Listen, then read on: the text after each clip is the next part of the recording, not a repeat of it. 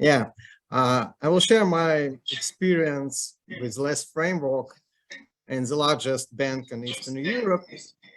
Not all of these insights will be useful for small companies, but there are more than, if you have more than 10 teams, I suppose my speech will be interesting for you.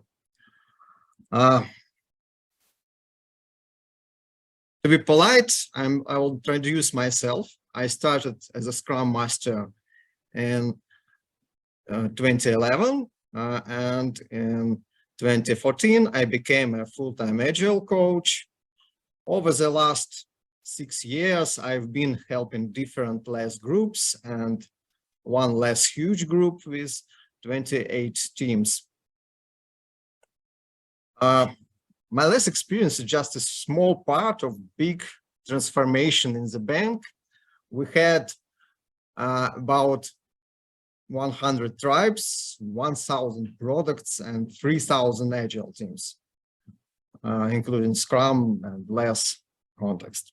My talk today will cover 3 topics. First is the main benefits of LeSS frameworks for business people. This part will be useful for those who develop a big product with the help of several teams.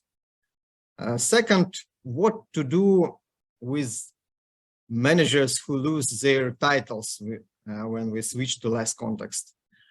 This is more about big enterprises where you have to move from hierarchical system to quite flat structure. And the question arises what to do with big number of middle managers. Third, what to do with your bonus system in LeSS context, because most old corporations have outdated motivation system. Well, we will start with the main benefits of the LeSS framework. And one of the most common complaints you have probably heard many times from business people in your company is not enough flexibility in working with software development teams, even those using Scrum.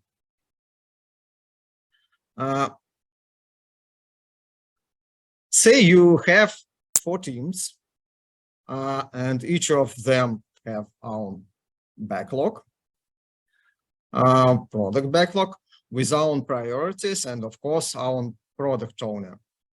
Suddenly some urgent work appears. It will take too much time for the team who is specialized in it, but product owners of other teams won't get it done quickly because they have own priorities. Additionally, other teams lack experience because they are specialized in different parts of product. And of course, we get angry manager who is responsible for whole this product. The LeSS framework suggests to change the approach to organizational design for better flexibility. If you have one product, you have to have only one single product backlog. And of course, only one person who prioritizes it. With cross-cutting priorities, of course. And only one person who prioritizes it is a true product owner. It's not a title, true, but it's trying to differ from team product owners who is just a manager of team, not a true product owner.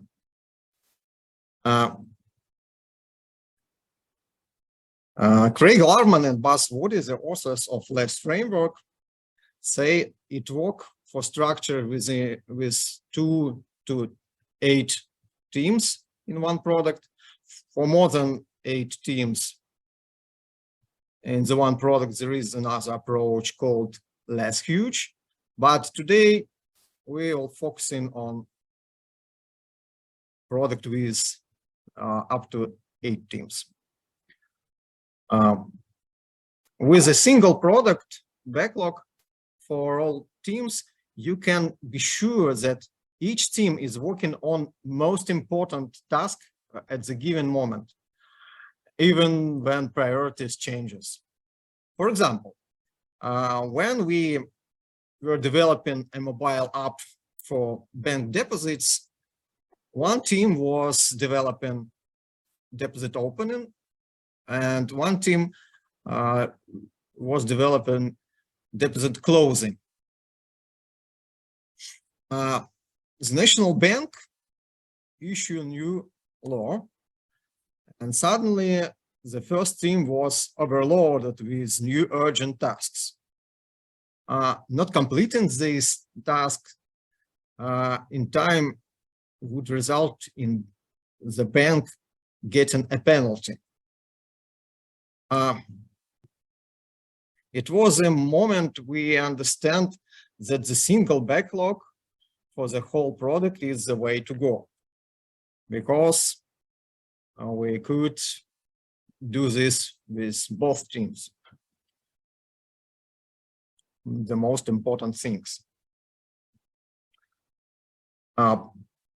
Plus, business people like having a single backlog because they can change priorities every spring, and we get happy product owner, true, real product owner. Now the question arises, what to do with yesterday's team product owners? Generally, the main idea is don't be hasty in firing extra manager. I know several companies that told their middle managers to find new role in the new structure or just quit. Most of these companies faced some problems as a result. For example, one Czech company did away with the team lead role. They didn't fire them, but suggest changing the position in the company, which led to many former team leaders feeling like they were demoted. As a result, most team leads quit.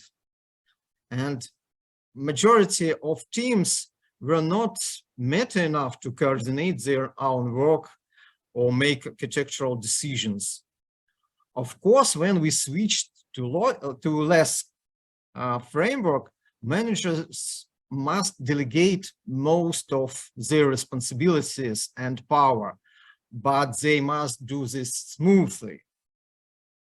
Under LeSS framework, there is only a thing that the change is new role of managers. This picture illustrates what the true product owner and Scrum Masters have to do and what teams are responsible for. It was noting that teams are responsible for their coordination. And as you see, other managers are responsible for creating an environment to allow the team and product owner to do their job in the best way possible. Okay, look, it looks good in theory. How about applied? Let me tell about my experience. It worked well in all of my cases. I will give 2 solutions, one for dealing with team leads and another one for dealing with team product owners. Let's start with dev tech team leads. In all of my cases, all of these managers were against LeSS framework in the beginning, but they could be divided into 2 different categories. The first category consisted from guys who had quite reasonable objections, but they were open to discussion. Managers from the second category presented dubious arguments against the changes and were not willing to discuss these arguments. And the worst thing about them was that they threatened the higher management that if anything changed or if they were fired, then everything would fall apart. To address this resistance, I met with these guys one-on-one. Most managers from the first category initiated meetings themselves.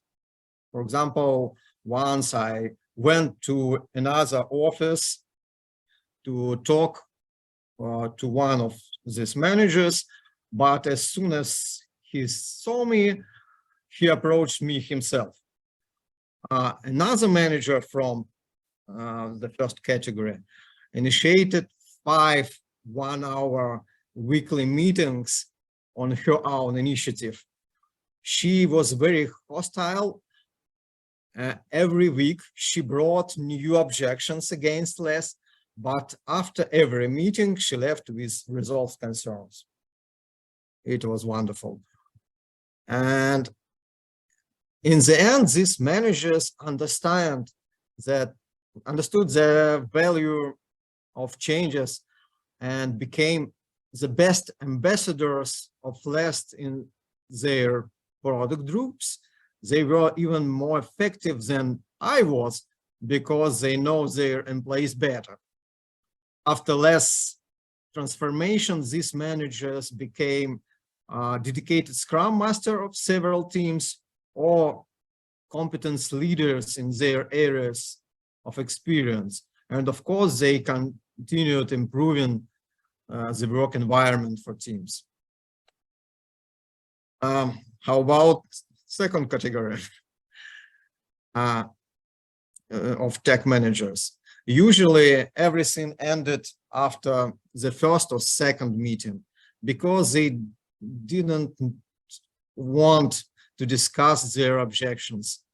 Some of them even started avoiding me, apparently because they're not constructive objections. They only wanted to save their status quo. Of course, such people strongly hindered the transformation, and in the end, the higher managers fired these individuals or they quit by themselves after LeSS transformation. Note that the productivity of teams increased in both cases. But however, of course, with managers of the first category, it was better. Let's go back to our team product owners, who were product owners yesterday, but today their role is unclear because we now have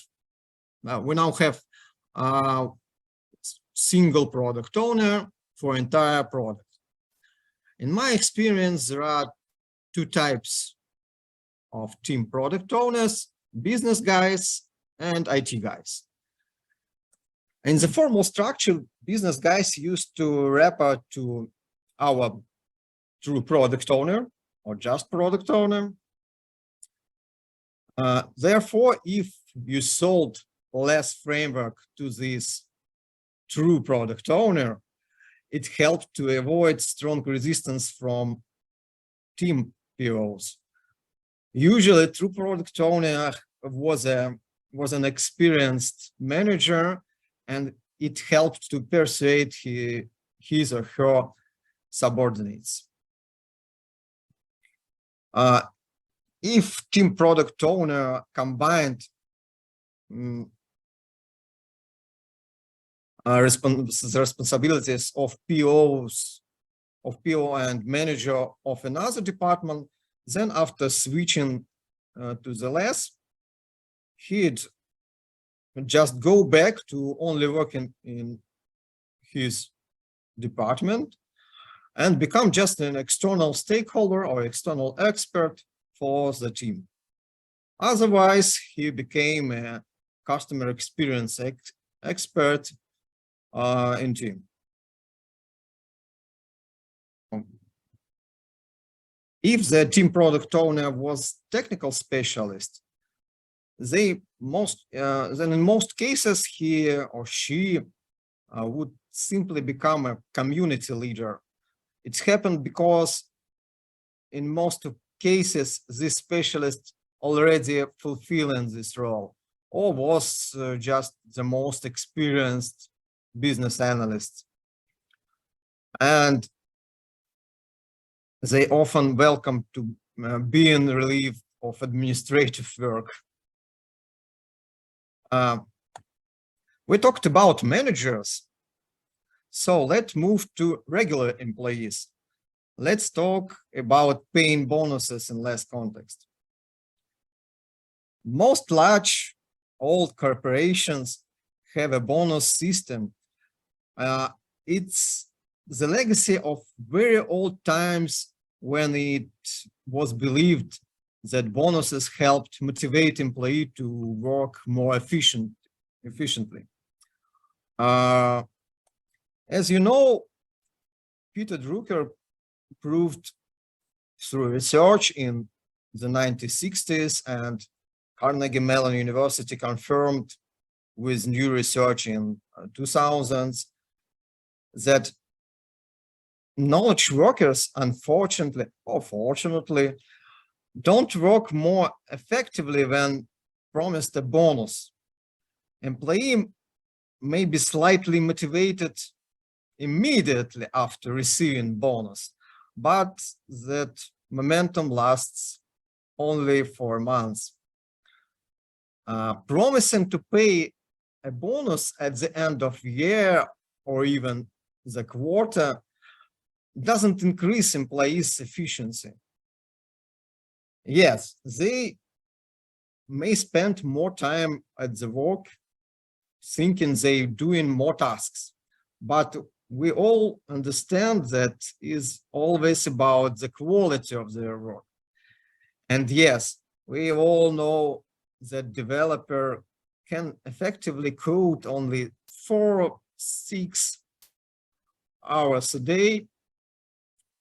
It's just a physiological fact. The rest of the time is taken up by various meetings, or he or she is simply talking to colleagues or pretending to work. Therefore, if you say that you will pay more and or pay for overtime, it will not lead to more significant results in achieving the goal. I mean, business goal.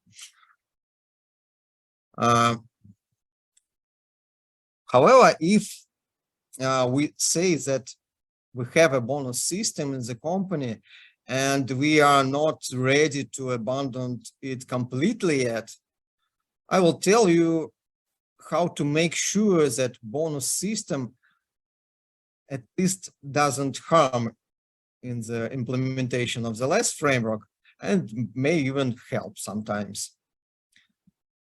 The first thing you definitely need to do, if you haven't already done, so is in your teams, is to complete abundant individual performance bonuses, because the team achieves a common goal. However, many of you probably know that if you set individual goals for backenders, frontenders, analysts, and testers, they may all achieve their goals, but you won't release the product. Simply because one person's KPI is to find as many bugs as possible, and others is to create as much documentation as possible, and the third is to release features as quickly as possible. Doesn't it feel like these KPIs contradict each other? And even if they don't contradict, the problem is that the sum of these KPIs doesn't result a finished product. Therefore, we must set goal for entire team as a whole, and this goal should be related to adding valuable product increment. This stimulates collaboration. The developer understands that if it's important not to do task as quickly as possible, but quickly and with high quality, because if there are defects, they will not achieve the goal together with tester. If the tester suddenly finds it difficult to test the code, he or she can ask the developer for help to figure out how to write test cases or ask for code details. The developer can even help with test automation. Overall, this should be a Scrum hygiene factor, regardless of LeSS. A challenge arises when you realize that we have one product and multiple teams and single goal for entire the product. In this case, if the goal is achieved exceptionally well, we should pay bonus to all teams in your LeSS group. However, we may encounter the fact that we have a limit of bonuses. After all, money doesn't come out of thin air. It's strange, but most of all companies, there is a limit on number of employees who can receive bonuses. I still don't understand why then they came up with this. If such a limit, you often simply can't reward all product teams because, for example, we can only pay bonuses to 30 people, while 50 people are working on your product. There are also other product groups that may have done a good job too. What to do in this case? The most logical solution is to limit not the number of people we reward, but the amount of bonus money.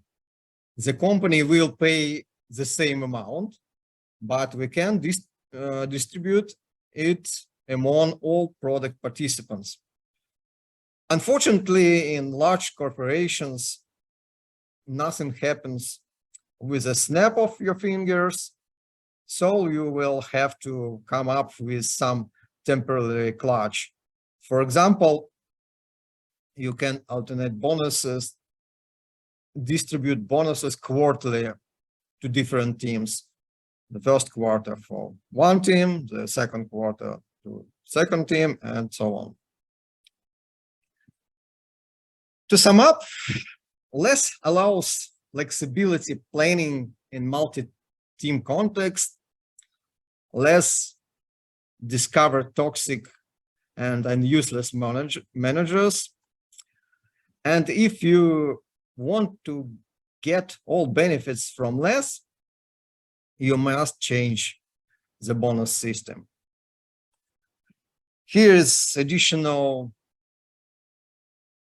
resources about LeSS and employee motivation. Thank you for your attention. I will share my slides on my social networks, and you could use this QR code. Thank you. Any questions? Thank you. Any questions in here? Yeah, thank you for the talk, Dennis. I have a question about transitioning from multiple teams with their own backlogs to having one product backlog and the different teams. One of the things you said was the individual teams would have different areas of competence, so different areas of expertise. So yeah, that would make it difficult to assign any piece of work to any team. So how do you overcome that problem? Is it simply a case of each team need to just expand their knowledge to the whole product? Or? Mm-hmm. Yes, it's different interesting story. Could you mute? It's hard for me. Thank you. I think you could find enough articles about that, but in if it be short, of course, you sometimes have to redesign your teams. That in every team you have any competence. I mean, front end, back end, analyst, tester, designers, and so on. It's about competence in this, but of course, your different teams could be with different business experience. I mean, different parts of product, and to transition to LeSS, they have to learn in different context of different teams. It is it spent some time, but when we get new unexpected urgent task, it's better if only one team do this. And of course, after several sprints, most of tasks from backlog do any team in your LeSS group. In my experience, I think it's from 2 to 4 sprints. It depends on complexity of product, of course.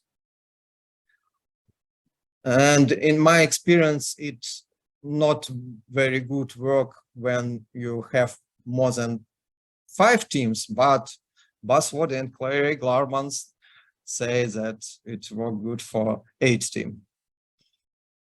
Of course, every team will have some specialization, but they could help other teams.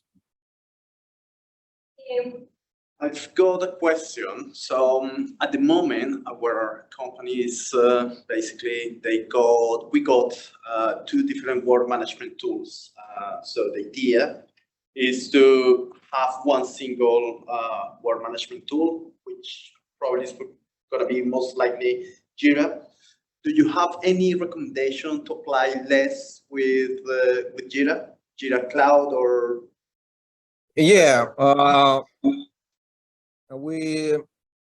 I think we use Jira in all of my cases.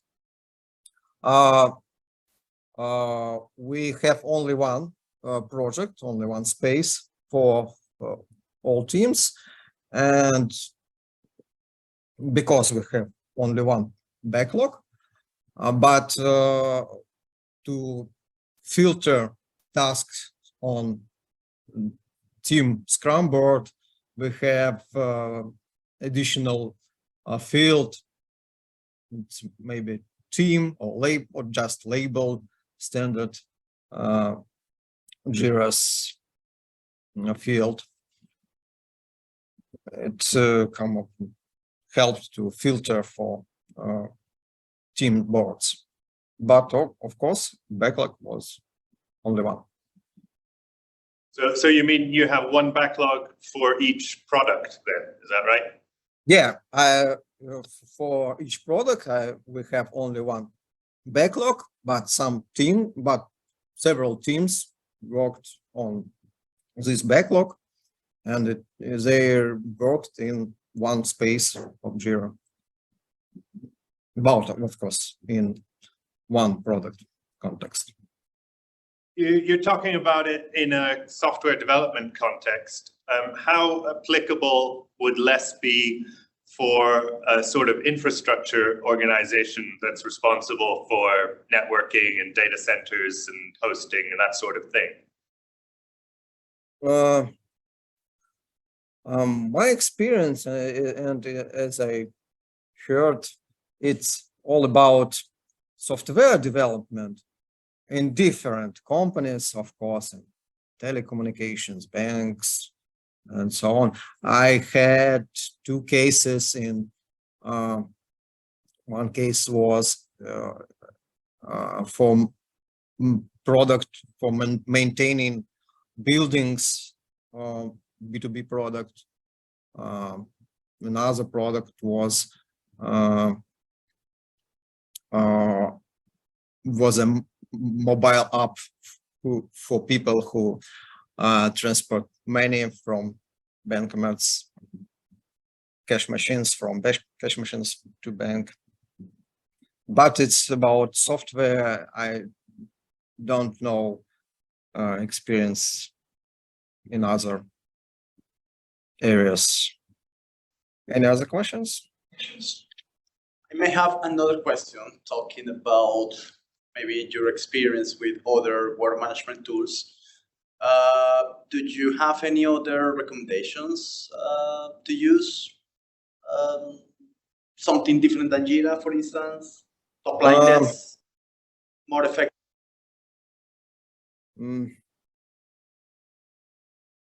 I didn't use it for less context, but I very like it for just in Scrum context. It's version 1, and I guess it could useful for less, but I didn't try this. Maybe you could hear about Kaizen.io software. It's initially developed for Kanban teams, but today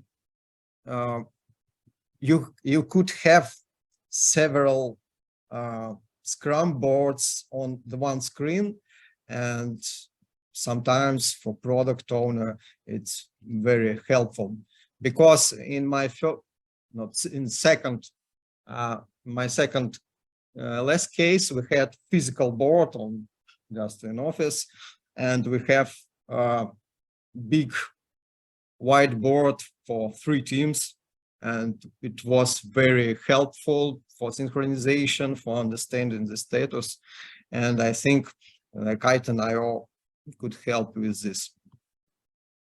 When you were bringing teams together to form one product backlog, did you ever have to sort of redefine the scale of the product to make it manageable for one true product owner? I mean, did you ever have to sort of redefine what each product is?